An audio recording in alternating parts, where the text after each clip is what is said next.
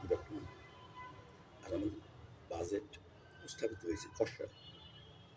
Budget সম্পর্কে সাধারণ জনগণ আমরা বুঝি না, তারপর স্বাভাবিকভাবে যে খসড়াটা আমি একটু আলোচনা করি। এই বাজেট উচ্চবিলাসী ও মানুষের দিকে শিক্ষা, স্বাস্থ্য ও সুরক্ষায় বিনিয়োগের মাধ্যমে বাংলাদেশকে স্বয়ংসম্পূর্ণ করার দিকে সপ্তভিত্তি, কিন্তু সাফল্য নির্ভর করছে রাজস্ব বাড়ানো, প্রকল্পের দ্রুত বাস্তবায়ন ও বেসরকারি বিনিয়োগের পুনর্জীবিত এর উপর। সঠিক বাস্তবায়ন হলে এটি জুলাই চার্টারকে বাস্তবে রূপ দিবে, দেশকে উন্নত বাংলাদেশ গড়ার যাত্রা ত্বরান্বিত করবে। যদি কোনো নির্দিষ্ট খাত, তো এনিওয়ে নির্দিষ্ট খাতের আগে যাওয়ার আগে আমি স্পেসিফিক বাজেটটা ওভারঅল একটু আপনাদেরকে জানাই। সেটা হচ্ছে বাংলাদেশের জাতীয় বাজেট 2026-27 প্রস্তাবিত বাজেট টাকা 9.38 লক্ষ কোটি পেশ করা হয়েছে। 11 জুন 2026 অর্থমন্ত্রী আমির খসরু মাহমুদ চৌধুরী উপস্থাপন করেছেন। এটি বাংলাদেশের ইতিহাসের সবচেয়ে বড় বাজেট। বিএনপি সরকার প্রথম বাজেট জুলাই চার্টার ও 2024 এর জনতার বিপ্লবের প্রেক্ষাপটে তৈরি।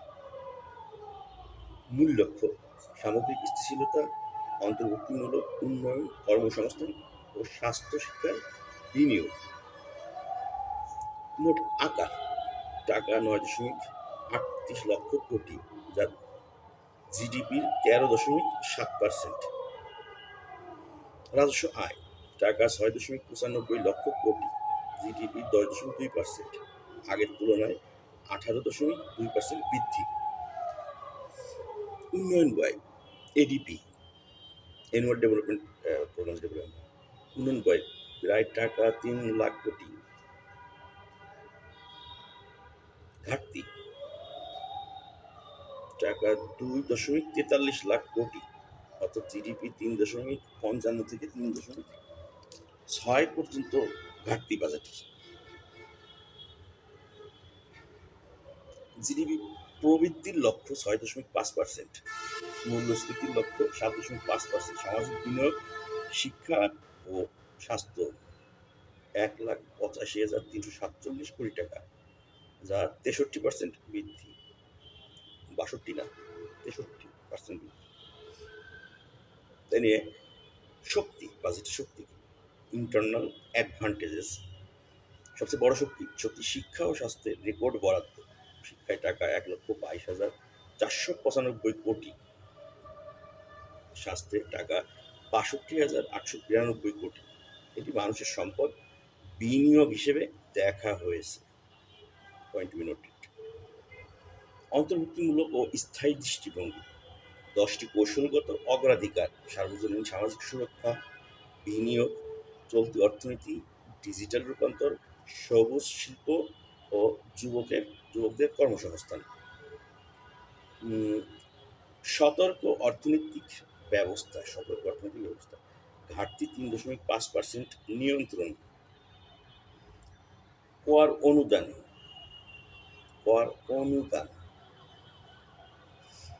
সবুজ ডিজিটাল উদ্যোগ, ব্যবসা সহজীকরণের জন্য ছাড়।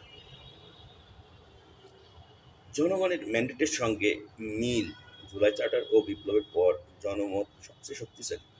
স্বাস্থ্য, শিক্ষা, সুরক্ষায় এই বাজেটে স্পষ্ট। দুর্বলতা, ইন্টারনাল লিমিটেশনস, রাজস্ব সংগ্রহের চ্যালেঞ্জ, 10.2% জিডিপি লক্ষ্য অত্যন্ত উচ্চবিলাসী। NBR, national board of revenue, 86.9% রাজস্ব দিচ্ছে, কিন্তু গত বছরের মতো সংগ্রহ বাড়ছে না। ঋণ নির্ভরতা, বিদেশি ঋণ ও ব্যাংক ঋণের উপর ভারী। বর্তমান ঋণ 38.36% জিডিপি, বর্তমান ঋণ 38.36% টোটাল জিডিপি। এতে বেসরকারি বিনিয়োগ কমতে পারে। বাস্তবায়নের ঝুঁকি, এডিবি প্রকল্পের বাস্তবায়ন হার কম, মূল্যস্ফীতি ইতিমধ্যে 8.6। বৃষ্টি ও শক্তি সংগ্রহী না থাকলে 7.5 লক্ষ্যমাত্রা অর্জন কঠিন। অর্থনৈতিক ব্যবস্থাপত্রের বাস্তবতা, অর্থনৈতিক ব্যবস্থাপত্রের বাস্তবতা, রপ্তানি কম, প্রাইভেট ইনভেস্টমেন্ট ধীর, সুযোগ, এক্সটার্নাল অর স্টাব এক্সটার্নালাইজেশন অ্যাডভান্টেজেস, সুযোগ, জনতার বিপ্লব, জনতা বিপ্লবের ডিভিডেন্ট ম্যান্ডেট, 2024 আন্দোলন প্লাস জুলাই চার্টার ম্যান্ডেট, যুবক জনগোষ্ঠী, ডেমোগ্রাফিক ডিভিডেন্ট, দক্ষতা, উদ্যোগ ও রপ্তানিতে কাজে লাগবে, আঞ্চলিক ও আন্তর্জাতিক প্রেক্ষাপট, রপ্তানি বৈচিত্র্যকরণ, আরএমজি, আইটি, ফার্মা, রেমিটেন্স বাড়বে, বিদেশি বিনিয়োগ আকর্ষণ করবে, শক্তি, নিরাপত্তা ও ডিজিটাল রূপান্তর বিশ্ব ব্যাংক অথবা এডিবি এর সহায়তা আনতে পারে। সামাজিক সেক্টরের বড় সম্ভাবনা, স্বাস্থ্য শিক্ষায় বিনিয়োগ সমান সমান, দীর্ঘমেয়াদী উৎপাদনশীলতা বৃদ্ধি, দারিদ্র্য কমবে। হুমকি, এক্সটার্নাল ইন্টারনাল রিস্ক, অর্থনৈতিক অর্থনৈতিক বাইরের চাপ, উচ্চ মূল্যস্ফীতি, শক্তি সংকট, রপ্তানি ঘাটতি, বিদেশি ঋণের বোঝা বাড়ছে, রাজনৈতিক ও বাস্তবায়নের ঝুঁকি, সংস্কারের গতি, সেনাবাহিনী জনগণের সম্পর্ক ও আন্তর্জাতিক স্বীকৃতি, বৈশ্বিক পরিস্থিতি, মধ্যপ্রাচ্য সংকট, জিডিপি প্রবৃদ্ধি কমলে রেমিটেন্স ও এফডিআই প্রভাবিত, স্ট্রাকচারাল ভালনারেবিলিটি, এলডিসি, গ্র্যাজুয়েশনের চাপ, জলবায়ু ঝুঁকি। আপাতত এটুকুই বললাম আপনাদের। খসড়া রাত আশা করি পূর্ণাঙ্গ বাজেট সকল জনগণ যাতে বুঝতে পারে সেইভাবে সরকার উপস্থাপন করবে, যে একটা রিক্সাওয়ালা বুঝতে পারে বাজেট যেন কি। আদারওয়াইজ একজন সাধারণ জনগণ হিসেবে আমি ফাইনাল হওয়ার পরে আপনাদেরকে আমি বুঝাই দেবো।